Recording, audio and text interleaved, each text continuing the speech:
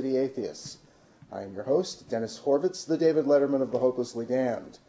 Tonight's show will feature a live presentation before a regular meeting of New York City Atheists, and it was done by Philip Kitchener, that is Professor Philip Kitchener, who is the John Dewey Professor of Philosophy at Columbia University. He is an eminent philosopher. He is the author of many books on science, literature, and music, including Abusing Science, The Case Against Creationism, The Lives to Come, The Genetic Revolution and Human Possibilities, Vaulting Ambition, Sociobiology and the Quest for Human Knowledge, Science, Truth, and Democracy, and In Mendel's Mirror. So please join us for, let me show you the book before we do that. The author of Living with Darwin, that is his current publication. And so please sit back and enjoy this presentation by Philip Kitchener. Go.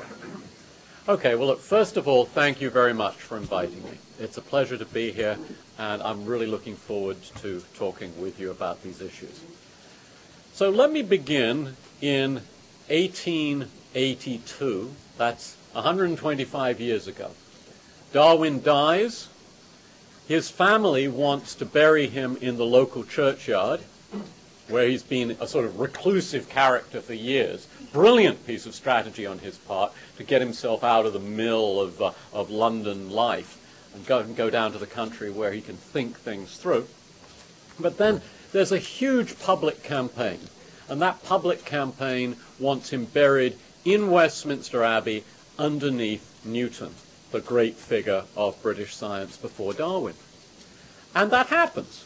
And there's a funeral service, there are eulogies, and people get up to into the pulpit and they say, Mr. Darwin's views have now been accepted as part of good science, and they've also been accepted as not inimical to religion. That's 1882. Now, we all know what's happened since in various places in the United States and in other parts of the world, but most notably in this country. Darwin has been periodically attacked by people who want to try to argue, to claim that his views are somehow unscientific or wrong or have genuine alternatives. And those attacks are relatively obviously motivated by the fear that if you accept Darwin, then you have to give up various kinds of religious principles.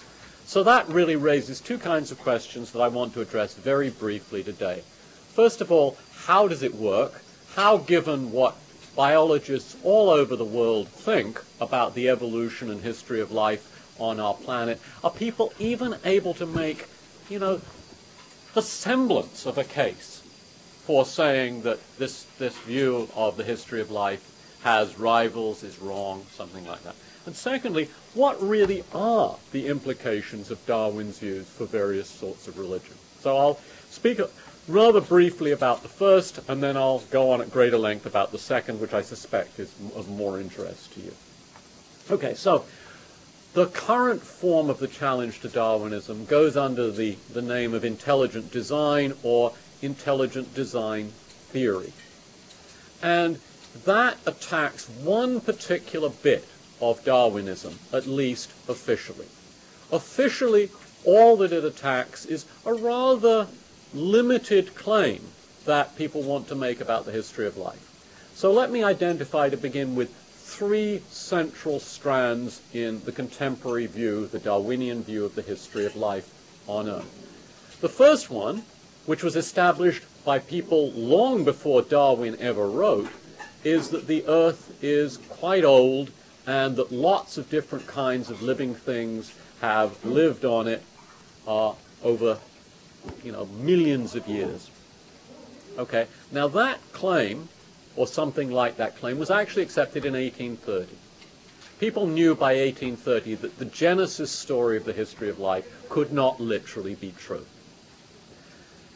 What they thought, and what was sort of scientific orthodoxy from about 1830 to about the mid-1860s, was that, these different kinds of living things that had populated the Earth during this succession of millions of years were separately created.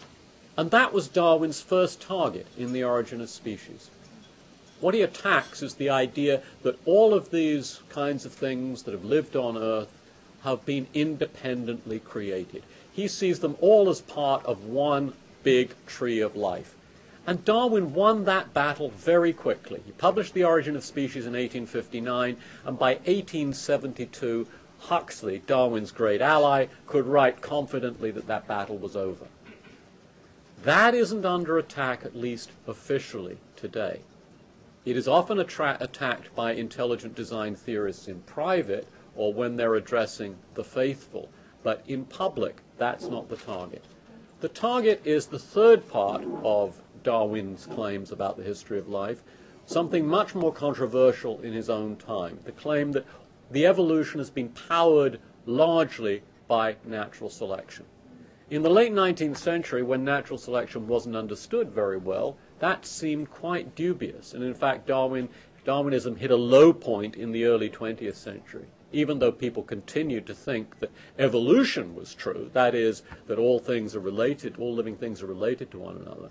They were very worried about natural selection. And that's where the intelligent designers attack today. And what they do is they say, look, there are certain kinds of complex forms in nature that you can't understand as the products of a brute and blind process like natural selection, that have to be seen as caused by something different. And this cause has to be, in some sense we will not specify in any detail, intelligent. Okay, that's the thesis of intelligent design. And what's wrong with it is that it takes the simplest and most, basic scenarios of how natural selection might work, doesn't consider the many, many ways in which natural selection might operate, and it makes up probabilities and then multiplies those probabilities, and they come out to be very small, and so the intelligent designers go around the world saying, see, it's so improbable that these things could ever have evolved. And what they do, of course, is they cram particular kinds of scenarios into the mouths of their Darwinian opponents and then claim that those scenarios couldn't have been the way that things work. Now, that one response to this, which I've elaborated at some length in my book, is just to show why this is based on a kind of misconception of Darwinian natural selection. But there's a more aggressive, and I think justified response, which is to ask, well, if it didn't happen by natural selection, how did it happen? And the intelligent designers refuse to answer that question. They don't give any account of how this intelligent cause operates. And that's very peculiar, because they seem to think that intelligence has been involved in all sorts of complex novelties, like human beings with big brains, or land-dwelling creatures emerging from water-dwelling creatures. And yet there are some, as every evolutionary biologist knows, there are all sorts of simple problems that intelligence is apparently unable to solve. For example, here's a little example, sickle cell disease.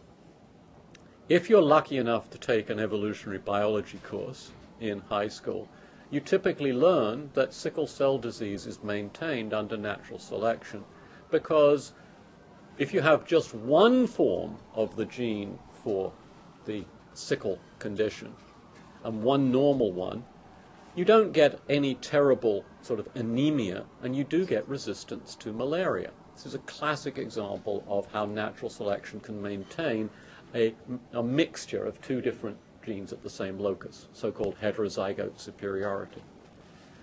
What you typically don't learn in school is that there's another allele, another form of the gene that's present in some African populations, which actually seems to be much better than the normal allele, in that it gives both resistance to malaria and doesn't involve any anemia.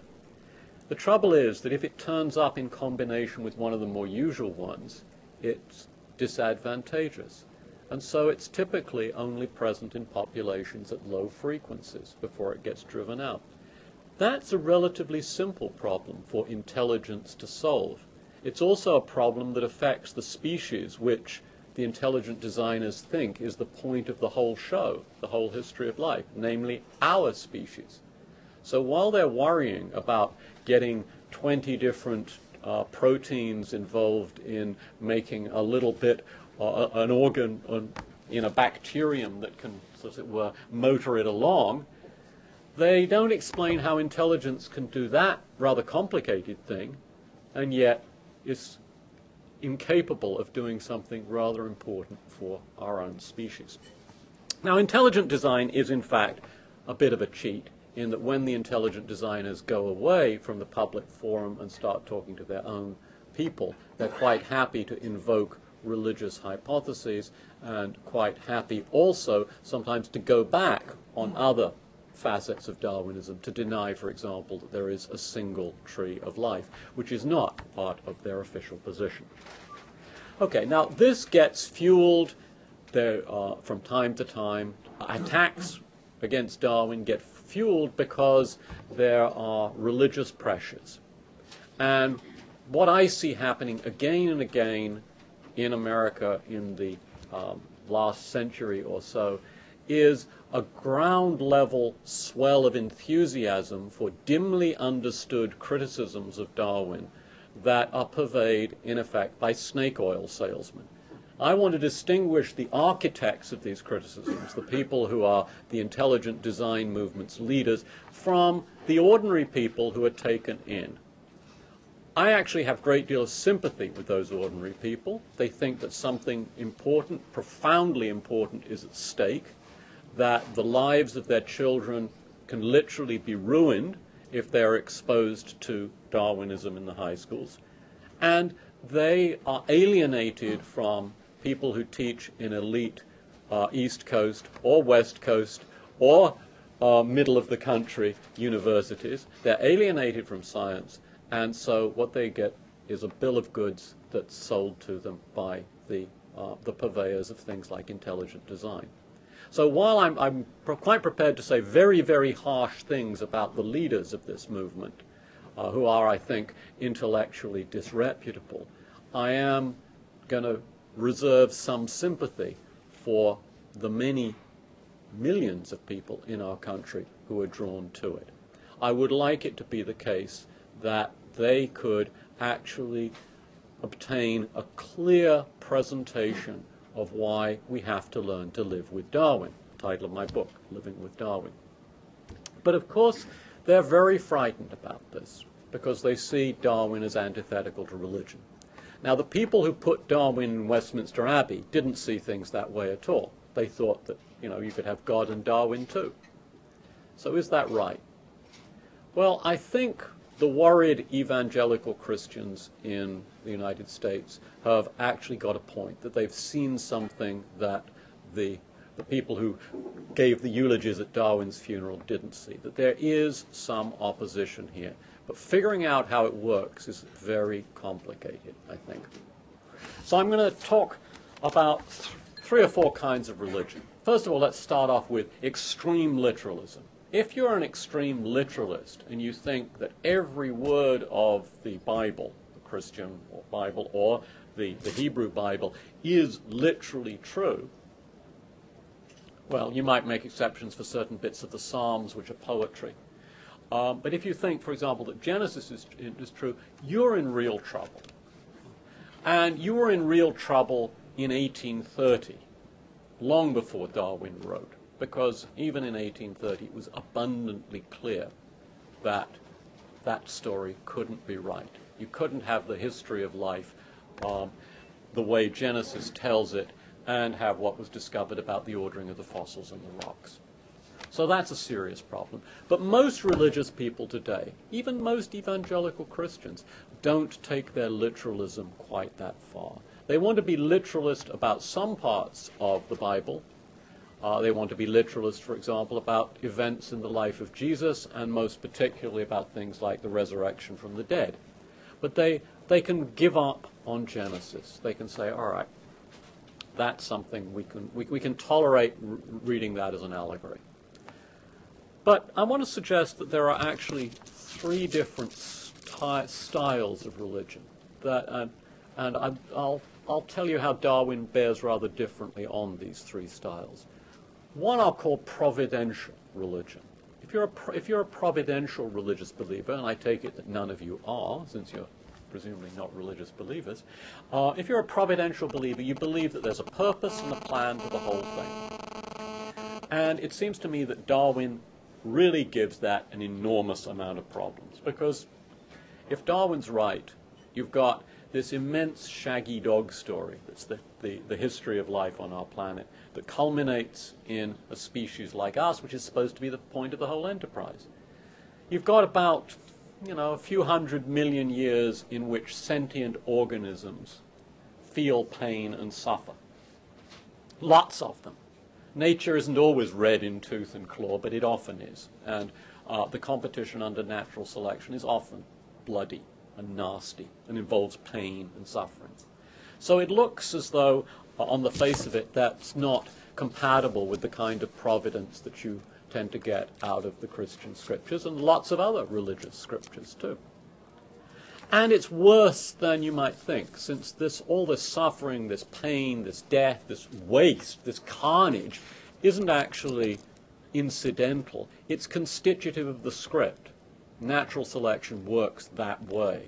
It's built into the script. So presumably the creator has chosen this extraordinarily bloody, wasteful, time-consuming way of getting to the sorts of creatures who are supposed to be in a position to worship him. Providential religion doesn't look very solid. Unless you simply say what I think is the best response to this, what many ordinary people say: we're small, we're finite, who are we to understand what the Creator's purposes are? And that leads me to a second kind of religion. I'll call it supernaturalist religion. It comes in vast numbers of forms all around the world. Supernaturalist religion postulates entities of a kind that are remarkably different from those that we encounter every day, and even from those that scientists encounter in their laboratories. Even those that physicists claim lie at the very bottom of the fabric of the cosmos. Okay? Very different. I don't know how to classify these things except to say the sort of thing that William James said in The Varieties of Religious Experience about 100 years ago, that they're in some sense transcendent entities. Not always personal. For the religions of Polynesia and Melanesia, they're impersonal forces rather than actual deities. Now, what does Darwin have to say about supernaturalism? On the face of it, not very much.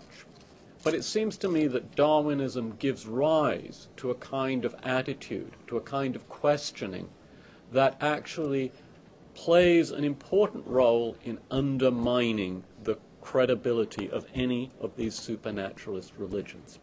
And this isn't the kind of thing to which people like Richard Dawkins and Dan Dennett point. It's a bit different, I think. And this is really the emphasis of Darwin. Darwin invites us to think of things as the products of history. In a way, that was Darwin's great idea, thinking of life as the product of a history and trying to understand the forms of life in terms of that history. And you can apply that to religion too. And when you look at religious believers in lots and lots and lots and lots of different communities, you see people coming to religion which is passed down and made culturally available to them. They may not end up with the majority religion that's in their community. They may end up with something different. But they sign on to a religious tradition that has come down to them from the distant past, in which something miraculous is supposed to have happened. Now, for the last 200 years, literary scholars, archaeologists, sociologists, historians, political scientists, and psychologists have been investigating the ways in which these traditions pass on information. And they've pointed out, it seems to me, absolutely conclusively, that the factors that mold and shape religious traditions and so issue in contemporary religious belief have nothing whatsoever to do with the truth of the doctrines and much more to do with the social and psychological needs of people. And once you grasp that fact, it seems to me, you have to look at the diversity of religions around the world and say this. And I say this all the time to Christians. I say, if you'd been born in the middle of Africa, you would be saying with equal confidence things about ancestral spirits. And if you'd been born among Aboriginal Australians, you would be saying things about the reverberations of the dream time. And your tradition has no privilege over theirs.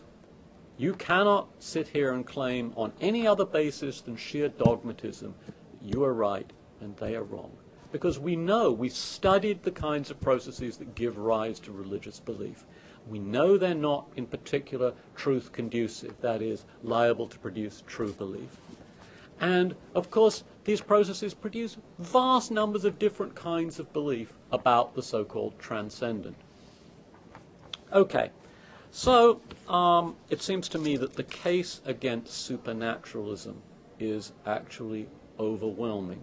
And it depends not just on what Darwin did with respect to the history of life, but it depends on a kind of historical thinking that integrates the findings of a lot of different kinds of study. Where does that leave us? It doesn't, it seems to me, have any implications at all for those people who call themselves religious believers and say, every word in my scripture is to be taken allegorically. None of it is to be taken literally.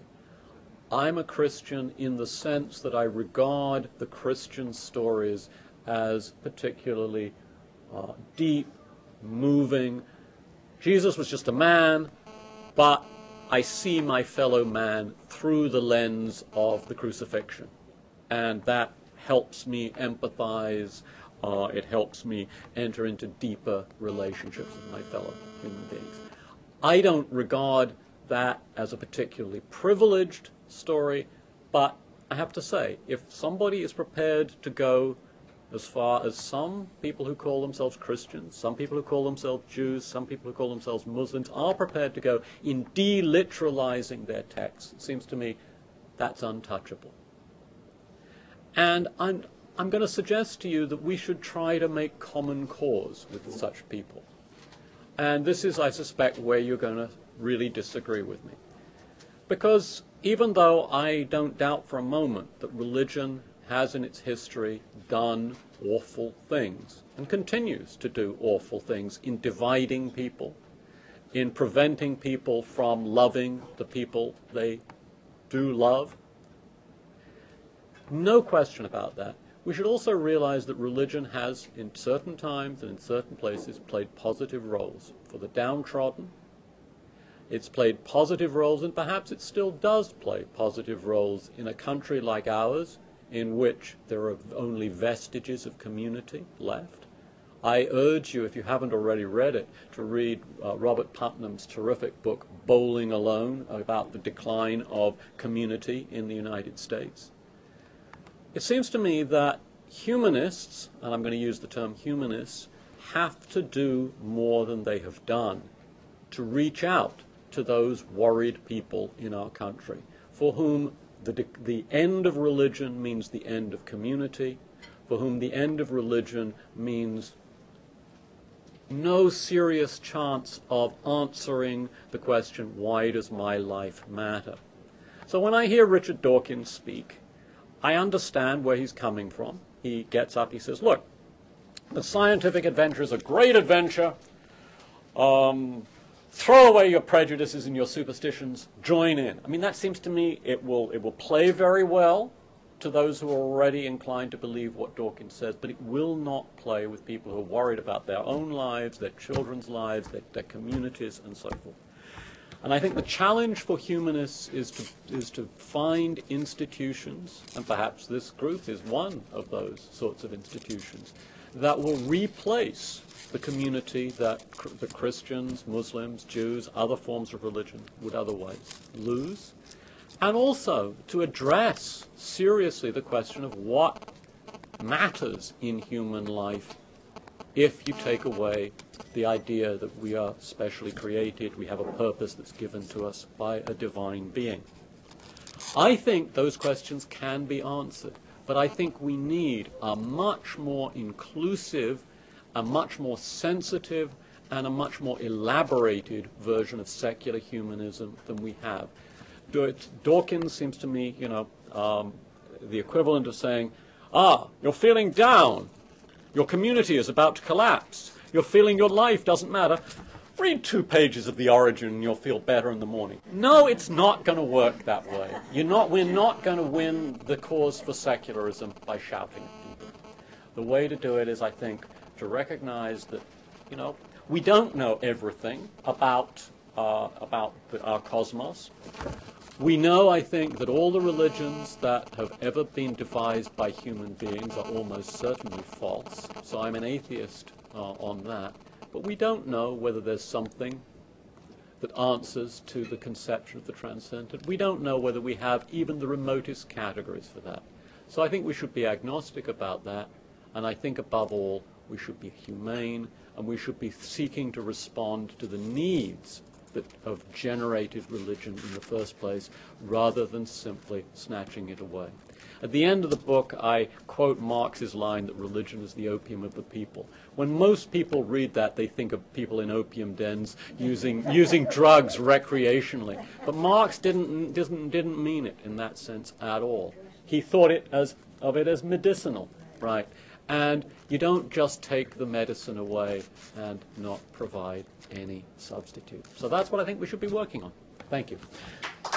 We have been showing a presentation by Philip KITCHER regarding his book, Living with Darwin. If you could just show that. And we are hoping that you will join us next week for a continuation of this presentation. I have been your host, Dennis Horvitz. Good night.